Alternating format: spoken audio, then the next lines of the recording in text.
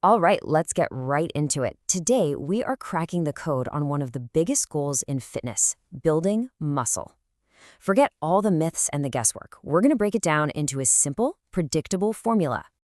Have you ever been in the gym in the middle of a really tough set and just thought to yourself, what's actually happening right now? How does this work? Well, I'm here to tell you it is not magic, it's not random, it's science. And by the end of this, you're going to know the exact formula. So, the official scientific name for this whole process is hypertrophy. I know it's a fancy word, but don't let it scare you. All it means is that your muscle cells are getting bigger. That's it. That's the goal we're chasing. Now, it is super important to get one thing straight right off the bat. Training for hypertrophy, training to get bigger, is not the same thing as training for pure strength. When you train for size, you're usually using higher reps to increase the mass of your muscles. Pure strength training, on the other hand, uses super low reps to get your nervous system better at firing up the muscle you already have.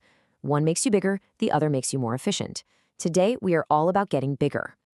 So how do we actually make hypertrophy happen? Well, it all boils down to three core scientific drivers. You can think of these as the three non-negotiable ingredients for muscle growth. And here they are. Number one, mechanical tension. Number two, muscle damage. And number three, metabolic stress. These are the three pillars. If you get these right, you are on the path. So let's break down exactly what each one means. First up, and you could argue it's the most important of all, is mechanical tension. This is really the foundation that everything else is built on. So, what is it? Mechanical tension is what you create when you lift challenging weights with good, solid control through a full range of motion. We're not talking about half reps here. Think about a deep squat that goes all the way down or a bicep curl that fully extends and fully contracts. Doing that stimulates the deepest muscle fibers, and the equation here is simple. More activation equals more growth. All right, our second pillar is muscle damage. I know that sounds a little intense, but it's actually a really good thing. We're talking about creating tiny, microscopic tears in your muscle fibers.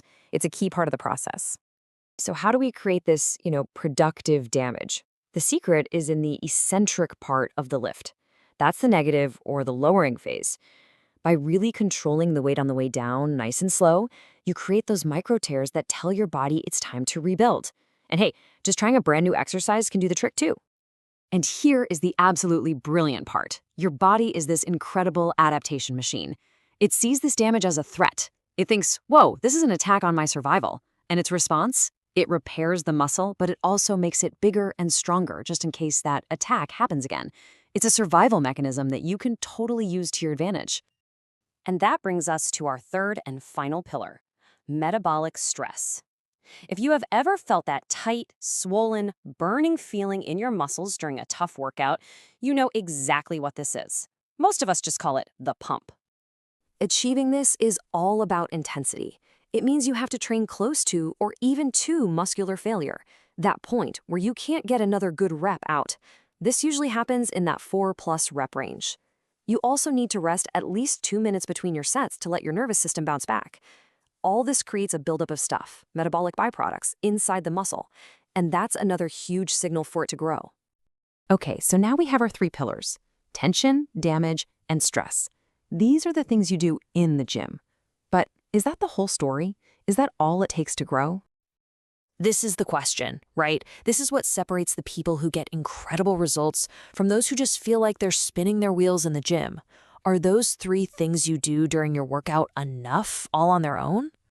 And the answer is a very simple but very important no. Not quite. The work you do in the gym is just the stimulus. It's the spark. It is not the whole fire. Here it is. This is the real, complete formula for growth. Yes, you need those three stressors. They're absolutely essential. But they have to be combined with proper recovery, and I'm talking mainly about sleep here, solid nutrition to give your body the building blocks it needs, and of course, unwavering consistency. You can have the best workout on planet Earth, but without those other three pieces, you just won't grow. Period. So this sounds like a lot of specific hard work, and it is. So why even bother? What's the real payoff for all this effort? Well, just think about the metabolic boost for a second. This is wild. For every single pound of muscle you add to your body, you will burn an extra 50 to 100 calories per day just existing. Muscle is active tissue. It's like you're permanently turning up your body's thermostat. And the benefits don't even stop there.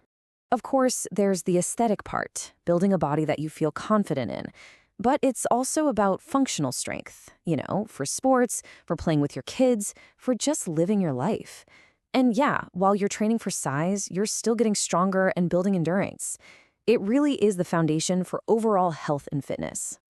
So let's bring this all home.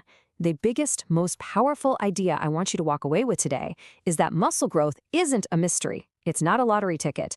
It is a process that you can control. This quote from our source material just says it all perfectly. Gaining muscle isn't random. It's not something that just happens to lucky people. It has to be planned. And because it's predictable, that means you can manipulate it. You can pull the levers to get the result you want. What this all means is that you are in the driver's seat. By applying those 3 stressors in the gym and then making sure your recovery, your nutrition, and your consistency are all dialed in, you are directly controlling your own progress. You control the variables, so you control the gains. It's as simple as that. So now you have it. You have the complete formula. You know the inputs you need to get the output you want.